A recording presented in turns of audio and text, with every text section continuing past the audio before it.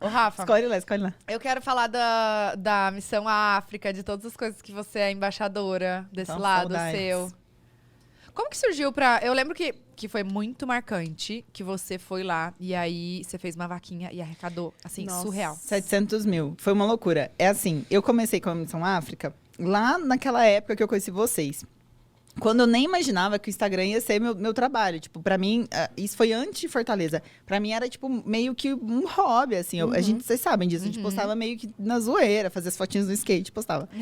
E aí eu fui pra lá e aí tava sendo uma fase muito difícil pra mim, assim, de voltar pra Minas. Eu não tava bem de saúde, um monte de coisa aconteceu ali.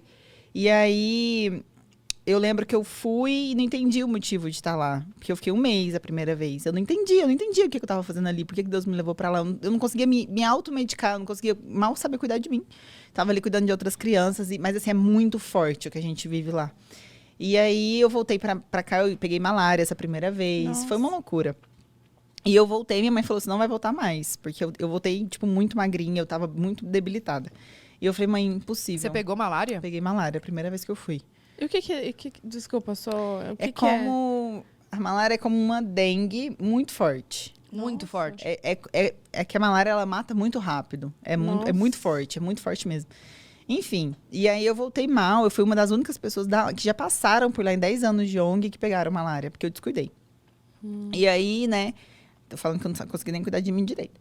Aí eu voltei, minha mãe falou, você não volta mais. Eu falei, mãe, tarde demais. Porque é um amor incondicional, sabe? Que você recebe. E não é por ser em Moçambique. É tudo. É a missão, é estar ali, ver pessoas que precisam da sua ajuda, pessoas que é muito difícil chegar a ajuda até lá. É muito difícil pessoas que saiam de outros países para ir. Porque a gente não está falando de um país desigual. A gente está falando de um país com índice de pobreza bizarro. Então, não tem como eles irem no bairro do lado pedir ajuda. Eles não conseguem ir no mercado pedir ajuda. Eles não conseguem... Tudo é assim, né? Tudo é assim. Então, é muito difícil pessoas que consigam se dispor de tempo e de dinheiro, porque é caro, para ir para lá. Então, eu voltei para Minas e falei, Deus, honra com a minha vida, com o meu trabalho, me permite ir. Eu lembro que a primeira vez que eu fui, eu fiz um bazar para conseguir ir. E com o dinheiro do bazar, eu paguei minhas despesas e eu fiquei muito mal. Porque eu falei, cara, deu 6 mil mais ou menos na época. Eu falei, cara, eu peguei 6 mil e convertendo em meticais, dava muito dinheiro, muita comida para eles. Mal sabia eu que Deus estava preparando, né? E aí eu voltei para Minas, aquele foi o ano do trabalho, o ano que tudo aconteceu, o Instagram começou a acontecer, os trabalhos começaram a chegar. E eu consegui, no ano seguinte, ir levar minha mãe. Eu não sabia que sua mãe tinha ido. Foi a única condição de eu ir, minha filha. Ah, dela é junto. E eu entendo ela. Eu sei que a dor dela, como mãe, a preocupação dela como mãe era muito maior. E eu era muito nova também, tudo. Quantos anos você tinha? 19.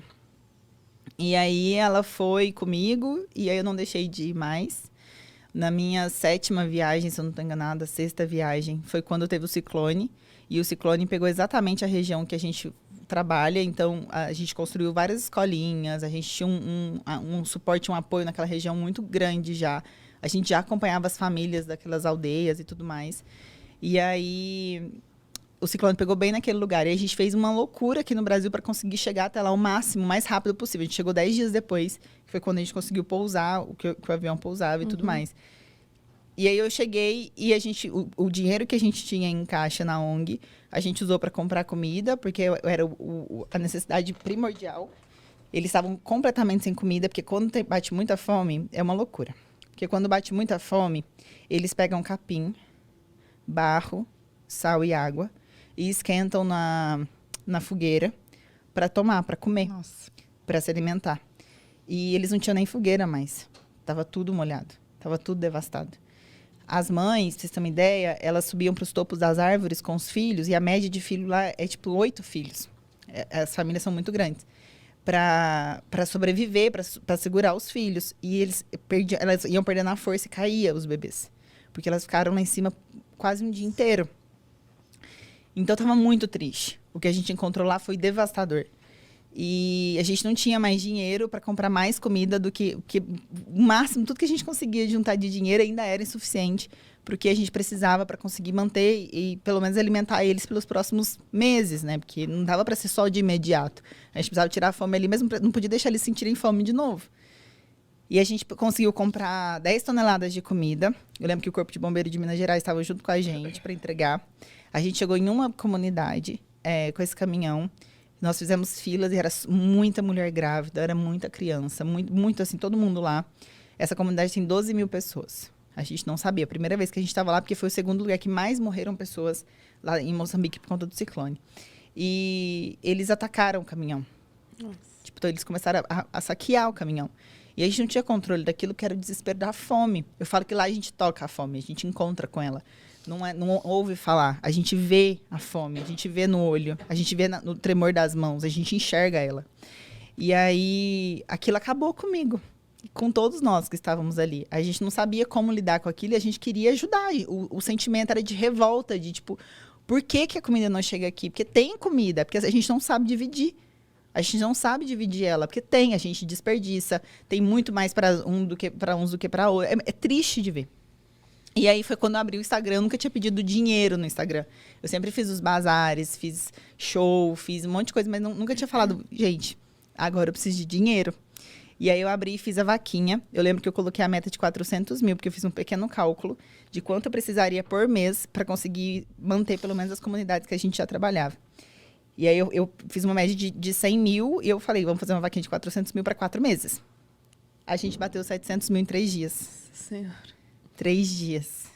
Deus honrou tanto. Deus foi tão misericordioso. Tão misericordioso. Eu lembro que assim, não é nem que eu fiz um esforço sobrenatural. Foi acontecendo. Tipo, eu postei, as pessoas viram e elas começaram a compartilhar e postar. A gente bateu a meta. Foi até essa história engraçada, porque indiano, normalmente, eles não vendem fiado. Eles são super desconfiados. E a gente foi... Indiano? É, indiano. E o único lugar que tinha comida ainda lá era uma distribuidora de um indiano. E a gente foi e contou a história para ele. E ele confiou em nós e vendeu fiado. Caramba. Ele, tá bom, eu vou confiar em vocês, eu vou vender fiado. E aí a gente continuou comprando. Então, por um ano, a gente conseguiu manter essas comunidades. Porque aí a gente foi conseguindo mais apoio, a gente foi conseguindo mais ajuda no decorrer desse ano. Então, a gente conseguiu ir mantendo as comunidades. Mas aí a gente vai entendendo o propósito das coisas. Porque quando eu fui lá atrás, eu não entendia a dimensão do que Deus faria na minha vida para eu conseguir levar o nome da ONG para muitos lugares. O Santos abraçou a ONG. Vocês sabem dessa história? Não. Vou contar rapidão.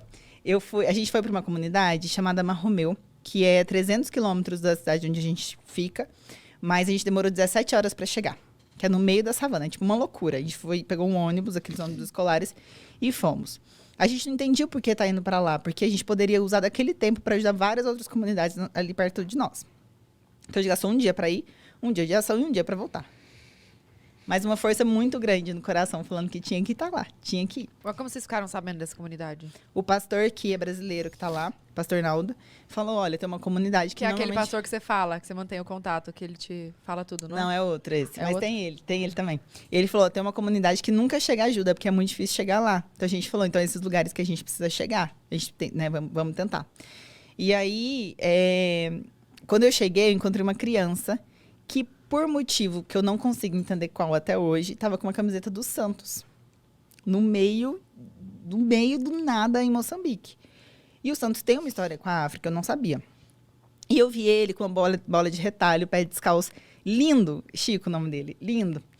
Ele tem 6 anos. Tinha 6 anos na época. Hoje ele deve estar com 8, 9 anos. E aí ele estava jogando bola e eu achei linda a cena. Eu tirei uma foto e postei. Eu não marquei Santos, eu não tinha nem intenção disso. Nem passou isso pela minha cabeça na hora. Mas é porque eu olhei e falei, cara, olha onde os sonhos chegam, sabe? Uhum. Tipo, olha onde... E aí eu postei e o Santos viu. Gente, isso virou uma repercussão internacional, porque o Santos já tinha uma história com a África, porque, enfim, foi uma grande loucura, uma bênção de Deus. O Santos super ajudou a ONG, eles foram para lá com o Globo Repórter. Nossa. Eles levaram jogadores para lá. Eles montaram uma escolinha na comunidade do Chico, quadra de esporte. Na comunidade que não chegava ajuda. Meu Deus, gente. Tudo por conta de uma foto no Instagram. Então é aquilo. Poder. O poder. É o propósito. O porquê de chegar onde as coisas chegaram, eu levo muito para esse lugar, assim, sabe? Por isso, eu tive muitos ataques, desde o começo do Instagram, por postar, por divulgar, por mostrar esse trabalho lá em Moçambique. Mas se não fosse assim, quantas ajudas a gente não teria, sabe? Quantas pessoas não conheceriam esse trabalho? Quantas pessoas não estariam dispostas a ajudar? A gente não teria conseguido isso nessa vaquinha e ter matado a fome de tanta gente naquele momento. Sim. Então, tudo é propósito. E hoje, como é que se mantém lá o pessoal? Lá em Moçambique, a gente tem um casal de missionários brasileiros que moram lá, que é o Luiz e a Raquel. A gente não pôde ir, né, desde o começo de 2020. Mas o trabalho continua, assim, ele continua sendo acompanhado. Está muito mais difícil hoje, porque a gente está conseguindo muito menos recursos, até Doação, né, pela também. situação que a gente está vivendo no nosso país. Está difícil para todo mundo, em todos os lugares, a gente entende muito isso. Mas ele está lá acompanhando, sabe? Ele está lá de perto. Com uma saudade, né? Eu não tô Nossa, aguentando, gente. véi. Tá, tipo, muito assim. Não vê a hora de voltar tudo ao normal pra você conseguir.